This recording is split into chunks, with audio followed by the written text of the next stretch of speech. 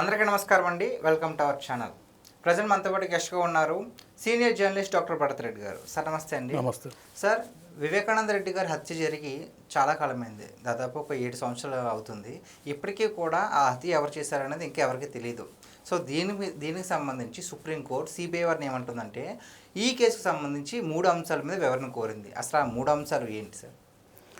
ముఖ్యంగా వివేకానంద హత్య కేసుకు సంబంధించి ఇది ఒక సీరియల్లా కొనసాగుతుందని చెప్పొచ్చు. 7 సంవత్సరాలు అవుతున్నప్పటికీ ఇప్పటి వరకు సిబిఐ ముందుకు కదలకపోవడాన్ని వివేకానంద కూతురు ఆమె సునీత ప్రశ్నించడం జరుగుతుంది. కోర్టుల చుట్టూ తిరగడం జరుగుతుంది. సుప్రీంకోర్టు దాకా వెళ్ళడం జరిగింది. సిబిఐ మీదే ఆమె కంప్లైంట్ ఇవ్వడం కూడా జరిగింది. అయితే తెలంగాణ హైకోర్టు, ఇది తెలంగాణ ఇక్కడ హైదరాబాద్లో జరిగింది కాబట్టి తెలంగాణ హైకోర్టు కేసు టేకప్ చేయడం జరిగింది. తెలంగాణ హైకోర్టు ఈమె ప్రధానంగా ఆరోపించింది కడప ఎంపీ అవినాష్ రెడ్డి తన అనుచరుల మీద చేయడం జరిగింది. వాళ్ళందరికీ తెలంగాణ హైకోర్టు బెయిల్ ఇవ్వడం జరిగింది. బెయిల్ రద్దు చేయాలని చెప్పి సుప్రీంకోర్టుకు సునీత వెళ్ళడం జరిగింది. ఈ సందర్భంగా సునీత చేసిన సంబంధించి సుప్రీంకోర్టు కూడా కొన్ని కీలకమైన అంశాన్ని ప్రస్తావించడం జరిగింది. ఈ దర్యాప్తుకు సంబంధించి వివరణ కోవడం జరిగింది. ఆ వివరణ మనం ఒకసారి చూసుకున్నట్టయితే ఇంకా తదుపరి దర్యాప్తు అనవసరం అని సిబిఐ భావిస్తుంది. అంటే కేసును క్లోజ్ చేసుకుందా, ఏ విషయం చెప్పండి అని చెప్పి సిబిఐ ఒకటి వివరణ అడగదలుచుకుంది. ఇంకొక రెండవది మనం చూసుకున్నట్టయితే ఏపీ ప్రభుత్వం కడప సెషన్స్ కోర్టులో వేసిన క్లోజర్ రిపోర్ట్ పైన సిబిఐ తన అభిప్రాయాన్ని సుప్రీంకోర్టుకు ధర్మాసనం కోరింది. ఇది కూడా ఇంకొకటి ఏం కోరిందంటే కేసు ట్రయలు తదుపరి దర్యాప్తు ఏకకాలంలో కొనసాగించే అవకాశం ఉందని సిబిఐ తన అభిప్రాయాన్ని అడిగింది. ఏదైనా కేసుని పోలీసు వారు టేకప్ చేయలేకపోతే కనుక, సాల్వ్ చేయలేకపోతే అది సిబిఐ ద్వారా వేరే వేరే వాళ్ళకి సంస్థలకు వెళ్ళొద్ది. సిబిఐ కూడా ఇన్నాళ్ళుగా అసలు ఎందుకు చేయట్లేదు సార్? అంటే కావాలనే రాజకీయ పరంగా ఎవరికైనా లొంగారంటారా, లేదంటే ఇంకేదన్నా కారణాలు ఉండుంటాయా? గతంలో మనం చూసుకున్నట్టయితే సిబిఐ ఒత్తిడులకు పనిచేస్తుందని చెప్పి స్వయంగా తన కూతురు సునీతనే ఆరోపించడం జరిగింది. సిబిఐ మీద నమ్మకం లేదు, రోజువారీ విచారణ కోర్టులో కొనసాగించాలని చెప్పడం జరిగింది. తను ఒంటరి పోరాటం చేస్తుంది. ఇప్పటివరకు తన తండ్రి హత్య ఎవరు చేశారో అది బయటపడాలని చెప్పి చెప్పడం జరుగుతుంది. ఆమె ప్రధానంగా కడప ఎంపీ అవినాష్ రెడ్డి మీద ఆరోపణలు చేస్తుంది. ఆరోపణకు సంబంధించి ఆయన ఎప్పటికప్పుడు కూడా సిబిఐని బెదిరిస్తున్నాడని చెప్పొచ్చు, లేదంటే లొంగ తీసుకుంటున్నాడని చెప్తున్న నేపథ్యంలో దస్తగిరి ఎవరైతే హత్య చేసినట్టు భావిస్తున్న దస్తగిరికి సంబంధించి అతను కూడా పోలీస్ అరెస్ట్ చేయడం జరిగింది. కానీ కేసు ఎక్కడ వేసిన గొంగరికి అక్కడనే మిగిలిపోయిన సందర్భంగా సునీత మాత్రం ఇప్పటికి కూడా కోర్టుల చుట్టూ తిరుగుతుంది. ఏదైతే సుప్రీంకోర్టు ఈ ప్రధానమైన అంశాలను ఏ విధంగా ప్రస్తావించిందో ఈ అంశాలకు సంబంధించి సిబిఐ ఏ విధంగా వివరణ ఇస్తుంది, మరింత సమాచారం కావాలని కోరుకుంటుందా సిబిఐ?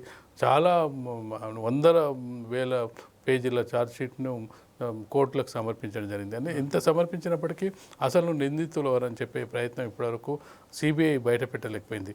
సిబిఐకి అప్పగించాలంటే ఖచ్చితంగా కేసు విచారణలో పురోగతి ఉంటుంది, ఖచ్చితంగా ఎవరు నిందితులు ఉంటారో వాళ్ళు బయటికి వస్తారన్న నేపథ్యంలో సిబిఐకి ఈ ఉన్న పేరు అయితే పోగొట్టుకునే ప్రయత్నం చేస్తుంది. ఇంతకాలం పాటు సాగదీయడం వల్ల, ఎలాంటి ఆరోపణలు రుజువు చేయకపోవడం వల్ల ఖచ్చితంగా సిబిఐ తన విశ్వసనీయతనైతే కోల్పోయే అవకాశం ఉంటుంది.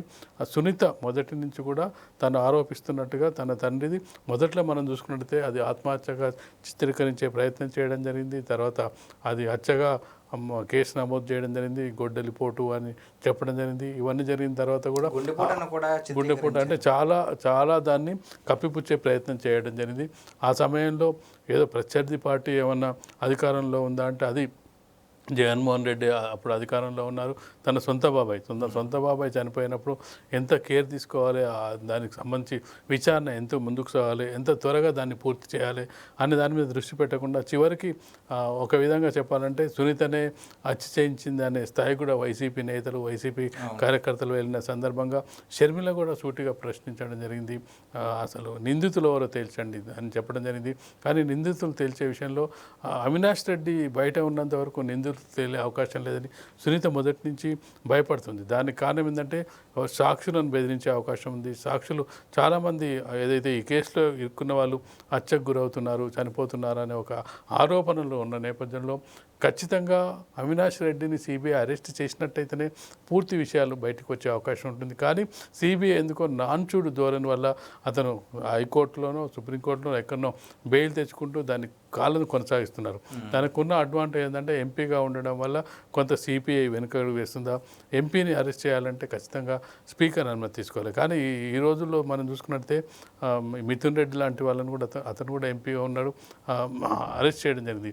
సిబిఐకి మరింత అధికారాలు ఉంటాయి, మరింత పరిధి విస్తృతి ఉంటుంది. అయినప్పటికీ సిబిఐ ఎందుకు ఈ విధంగా వ్యవహరిస్తుంది అనేది సుప్రీంకోర్టు కూడా ఆశ్చర్యం వ్యక్తం చేసింది. ఈ కేసును క్లోజ్ చేయదలుచుకున్నా ఇక విచారణ అవసరం లేదా, విచారణ అవసరం లేనప్పుడు ఎవరు నిందితులో అక్కడి వరకు క్లోజ్ చేయాల్సిన అవసరం ఉంటుంది, దాన్నైనా చెప్పండి అని చెప్పి సూటిగా ప్రశ్నించడం జరిగింది.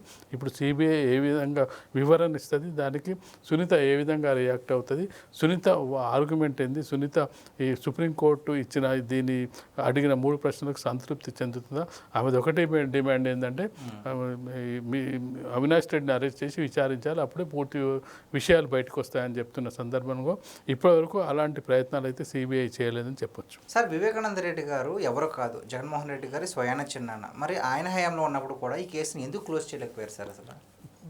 వివేకానంద రెడ్డి కంటే కూడా మిథున్ రెడ్డి చాలా దగ్గర వ్యక్తిగా భావిస్తున్నాడు జగన్మోహన్ రెడ్డి. మిథున్ రెడ్డిని రక్షించే ప్రయత్నంలోనే జగన్మోహన్ రెడ్డి చేస్తూ ఉన్నాడు. చిన్నాయన అయినప్పటికీ మిథున్ రెడ్డి కూడా వరుసకు తమ్ముడు అవుతాడు. కడప ఎంపీగా ఉన్నారు, అత్యంత సన్నిహితంగా ఉన్న వ్యక్తి.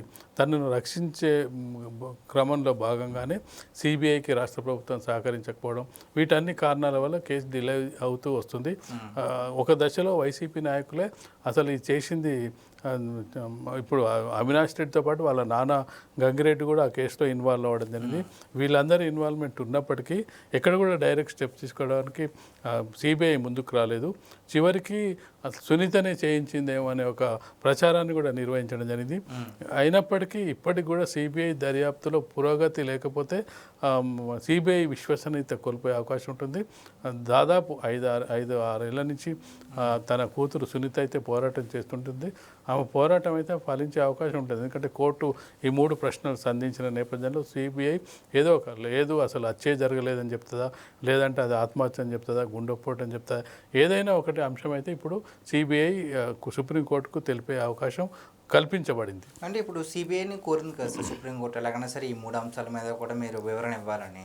సో ఇప్పటికైనా ఇస్తుంది అంటారా, లేదంటే జగన్మోహన్ రెడ్డి గారు ఏమన్నా ప్లాన్ చేసి మళ్ళీ దీన్ని ఇంకా డ్రాగ్ చేసే అవకాశం ఉందంటారా? ఇప్పుడు అధికారంలో లేరు కాబట్టి సిబిఐ కూడా అంత ఇన్ఫ్లుయెన్స్కు ఉంటుందా లేదా అని మనం వేచి చూడాలి. గతంలో అంటే జగన్మోహన్ రెడ్డి ముఖ్యమంత్రిగా ఉండి కొంత ఇన్ఫ్లుయెన్స్ చేయగలిగాడు కాబట్టి ఇప్పుడు అధికారం కోల్పోయిన నేపథ్యంలో ఇప్పటికైనా సిబిఐ స్వతంత్రంగా పనిచేసి అసలు నిందితుల ఎవరిని పట్టుకునే ప్రయత్నం చేస్తుందా, కోర్టుకు సబ్మిట్ చేస్తుందా, ఈ 3 ప్రశ్నలు అడగడం ద్వారా కేసును త్వరగా క్లోజ్ చేద్దామని సుప్రీంకోర్టు కూడా ఆలోచిస్తున్న నేపథ్యంలో ఒక కొలిక్కి వచ్చే అవకాశం అయితే ఇప్పుడు మనకు కనిపిస్తుంది. అంటే ఒక కన్న కూతురు ఆవేదన ఈసారైనా తీరుద్దంటారా సార్? ఒక కొలిక్కి వస్తుంది అంటారు. ఈ వివేకానంద రెడ్డి గారి హత్య కేసు అనేది ఒక కొలిక్కి వచ్చి ఎవరైతే నేరస్తులు ఉన్నారో వాళ్ళు అరెస్ట్ అయ్యే ఛాన్స్ ఉందంటారు అసలు? కోర్టుల్లో న్యాయం జరుగుద్ది, చాలా లేట్గా జరుగుద్ది అనే ఒక అభిప్రాయం ఉంది. 6 ఏళ్ల తర్వాత అయినా న్యాయం జరగకపోతే కోర్టుల మీద కూడా కొంత అసంతృప్తి వచ్చే అవకాశం ఉంటుంది. దాన్ని దృష్టిలో పెట్టుకొని ఈ 3 ప్రశ్నలు కీలకమైన ప్రశ్నలుగా మనం భావించవచ్చు.